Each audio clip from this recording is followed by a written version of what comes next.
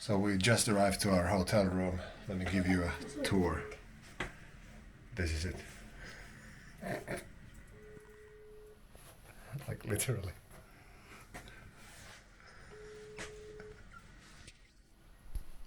Well, it's cheap. What do you expect? Yeah. Oh wow. So the missus went away for the weekend. She's got a thing of her own. So me and the kid decided that we took a train out to Jyväskylä. We're staying here for the night. And I figured now is as good a time as any to go through my sort of tips and tricks how to train when you have a kid. So let's set a couple of ground rules, as it were. Firstly, everything I'm about to say is, you know, there are things that suit my situation, my life, and my kid, my family, my moral point of view, my culture, you know, because all those things differ. And you know, in some cultures you'd never leave your baby until, you know, maybe until the day that they turn 65. You can grant them a weekend off. And in others, you know, once you're out, you're out. You go figure out life. I don't know, but you know, things differ, situations differ. Grain of salt. And first and foremost, I'm not a professional athlete, so life comes first, you know? Stuff happens when I need to skip a workout or do something completely different. So, well, I guess that's tip number one. Life comes first, you know? You take it day by day, you play by ear, and don't stress out too much about it. You're not a professional athlete. Your income, your livelihood, your life is not dependent on whether or not you get to go for a 5K run right now. I guess I was supposed to turn here. Yeah, so that was tip number one, life first. Tip number two is, it's a kid, you know, take them with you.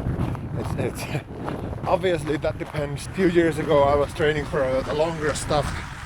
My kid was like 4 or 5. There was no way I was gonna take him with me on a 3-hour run or 2.5-hour run, right? It would be too much for him. So again, case by case. And if you're more of a gym rat or CrossFit or what have you, and your gym doesn't allow kids, then so be it, you know. You can't bring them along all the time, everywhere. But, you know, including them as part of your life, it's sort of a good rule of thumb, you know. They are part of your life, a significant, important part of your life. So also include them in your training. Have them with you as much as you can, because you lead by example. You show them that this is what I do, and I don't always enjoy going for a run, but I do it because it makes me feel good and all that stuff. But they see that, okay, Daddy likes to run. Maybe I'll give it a go every now and then. And he turns out to be a runner. He starts buying shoes that cost 300 euros a pop. Only last for 2 weeks, especially now since he's all the time growing, so he needs a new pair of everything every other week. You know, and all you can blame is you. You're the one who brought him up into this lifestyle, so now deal with the consequences. And anyway, I digress. But so yeah, bringing them along, having your kids around when you do your thing. And obviously if you can't take them to the gym, how about a nice home workout every now and then to let them see what it is you do. Impress them with your strict curl, the size of your, you know, triceps or what have you. Now, in my case, the way it works is he doesn't always want to come along, but sometimes there well, there's no choice. So I force him. I tell him that there is no choice. You're coming with me. I'm going for a run. You're taking your bike. And you're riding alongside me. And usually what we've come to learn is the getting outside, leaving home is the most difficult part. Actually riding alongside me is, we end up having tons of fun in general. So yeah, nowadays it's not so difficult to have him along, but obviously not gonna make him do too much physical stuff. So if he's had a busy week, then yeah, I'm not gonna force him. Oh yeah, tip number 2 was take the kid with you. You know, have them as a part of your life. Now, tip number 3, actually I'm gonna slow down for this one because this is a tough one, because it's so dependent on, you know, what type of a kid you have, how old are they, or their personality. But you know, they're gonna grow up one day. They're gonna be on their own. So right now we're in a different city. We're in a hotel. The kid's by himself in a hotel room. Now he's old enough and I'm nearby. I've got my phone with me. It's not the first time we've done this. Obviously we wouldn't do this in a whole new environment for the first time, but this is how life is gonna be in the future. You know, he's gonna be on his own. He's gonna be more independent. So your training, your hobbies are a great place to start, because it's not only tough for them, for the kids, right? Because it's new, it's scary, but as a parent, it's quite difficult. Like, I'm not, like I said, this is not the first time he's on his own, but it's still kind of nerve-wracking, especially since we are in a new environment. We're in a hotel. We're not at home where he knows everything.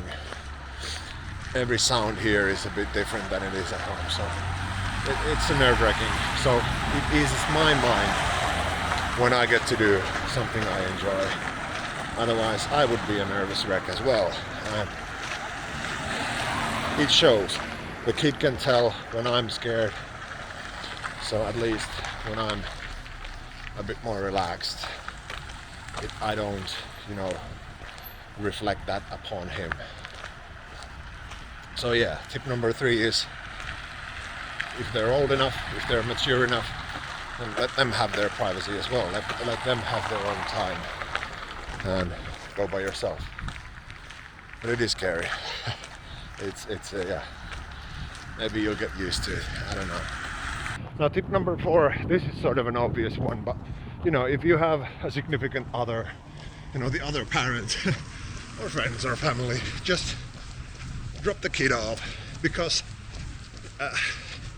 you, as a guardian, as a parent, as a human being, you need some alone time. Time when you're not with the kid. You're not the one responsible for that brief, you know, time in this world.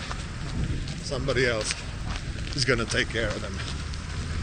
So, you know, I know not everybody has this possibility. Anteeksi. Kiitos.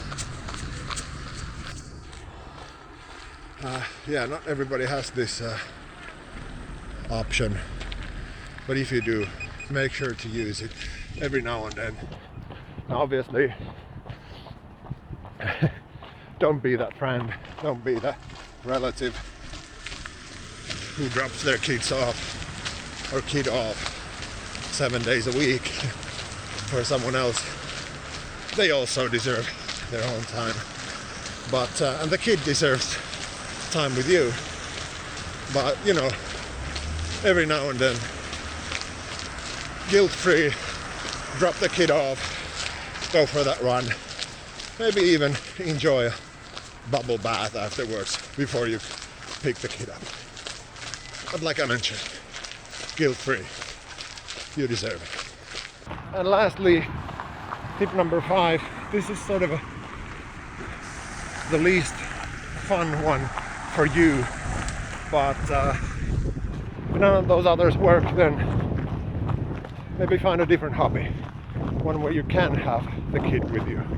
There's a bunch of stuff you can do at home, regardless of their age. Or, you know,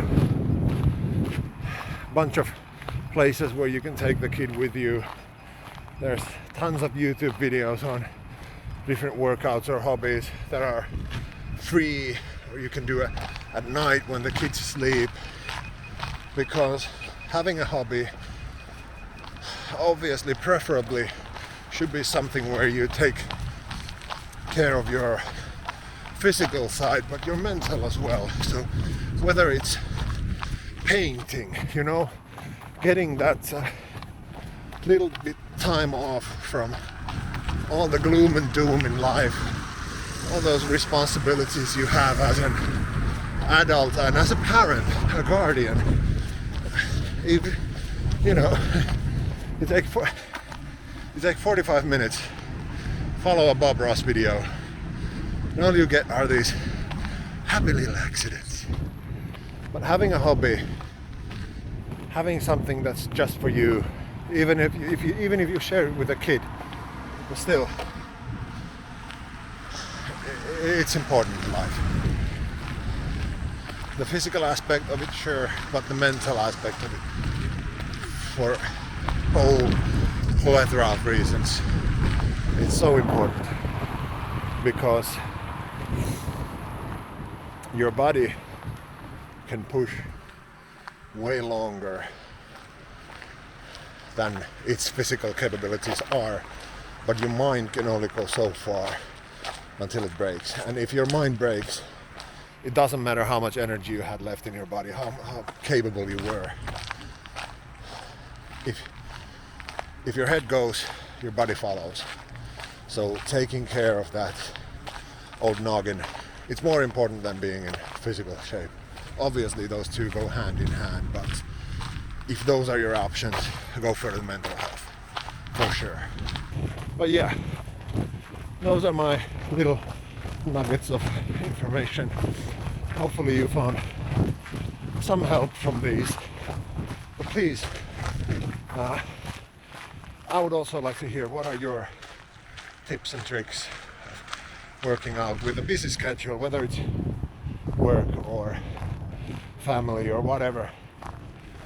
Like, where do you find the time and the energy to squeeze in those moments to do things you love to do, whether it's running or CrossFit or chess or what have you. So please, let me know in the comments.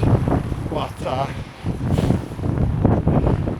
gotta figure out a way to get back to the hotel, because right now all I have in my head is the image of my kid crying, being too scared to call me, or what have you. So yeah, sort of nullifies this whole video, that last part, but what you gonna do? Anyway, take care, bye. So the first day was just us hanging about, checking out the scenery basically, and today we just went out for a swim.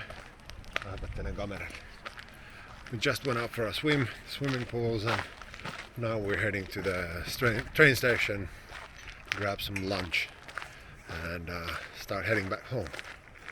It was a fun trip, all in all. Nice city. Neither one of us has ever been here, which coincidentally makes it so that this feels more abroad than Tallinn, Estonia. But anyway, it was a fun one. Like, I got to work out. I got to do my run. We did a spot of swimming. Overall, walking about, having fun, enjoying life with the kid. So it's not too difficult unless I try and make it too difficult, you know? Obviously, I couldn't do anything when I'm with him, just the two of us. But there's still a bunch of stuff I can do. You know, that's for me and for him, you know, enjoyable, fun. So, yeah, I guess I'm lucky. I mean, I know I'm lucky in the sense that not everybody has these possibilities or these options. But, yeah, anyway, that's it for this week. I hope each and every one of you has a glorious day, and go hug the people around you. Spend a moment with them.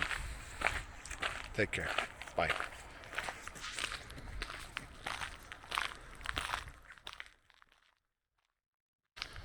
Oh, by the way, yesterday when I came back from the run, he was alright. He was just checking out his Pokemon cards and watching TV. So, as expected, but better than I was fearing for. Yeah.